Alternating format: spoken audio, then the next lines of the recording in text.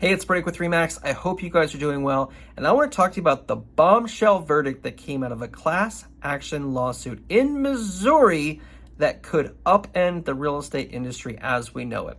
So what happened? The lawsuit was in regards to how real estate agents get paid, in particular, buyer's agents.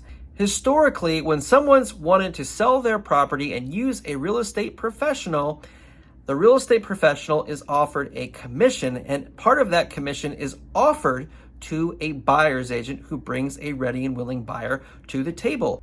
And this was to incentivize cooperation amongst real estate professionals. And the sellers basically made the claim and won, saying, hey, why should we be paying agents that are not representing us directly? Buyers should pay for their own real estate agents. And this too, us paying this larger amount is essentially inflating real estate prices, which I don't think that's a very good argument. I would say prices are market driven, but that's the argument that they made.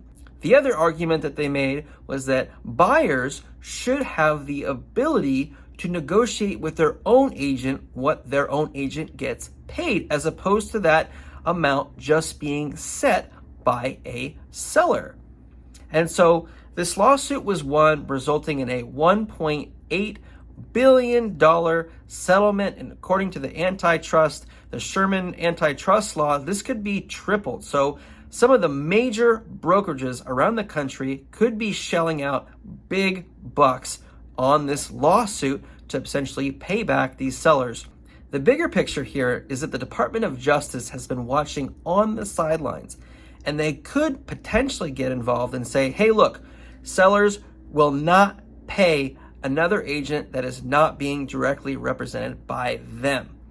And this would directly impact both buyers and buyers' agents, because buyers would then be forced to pay their own real estate brokers, as opposed to having a seller give a portion of the proceeds to the buyer's agent, similarly to how a listing agent gets paid.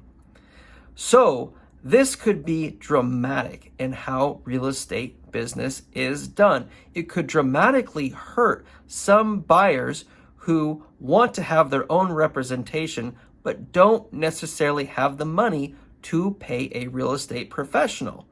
Now, Washington State has tried to get in front of this lawsuit, which was initially filed back in 2019.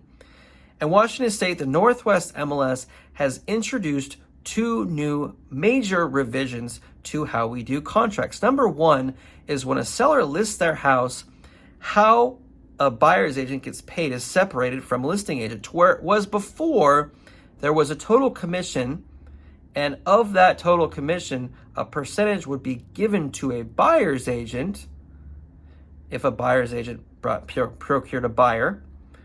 However, now it is laid out explicitly that a listing agent gets paid X, and a buyer's agent, if there is a buyer's agent, the seller has the ability to offer and incentivize a buyer's agent to bring a buyer to the table. The other change they made was that all buyer's agents who are performing duties as buyer's agents to buyers will be required to have a contract, a buyer's agency agreement with said buyers. So in a sense, this does give the buyer the ability to negotiate their commission, the buyer's agent commission, with the buyer, even though a lot of the times a commission will be offered by a seller. So these two issues have been technically addressed in Washington State. Now, it's very likely that this lawsuit will be appealed, and it will take many years before anything actually shifts and changes. But this could, in essence, dramatically change how buyers and buyers' agents get paid, and how this whole system that has been in place for decades and decades and decades has worked. So I want to hear what your guys' thoughts are. If anything, this will create more transparency, and it will force buyer's agents to really demonstrate what they actually do to earn their money, as opposed to just a seller offering something to them. So I hope you guys found this video interesting. If there's anything I can do for you, let me know. Till next time, take care.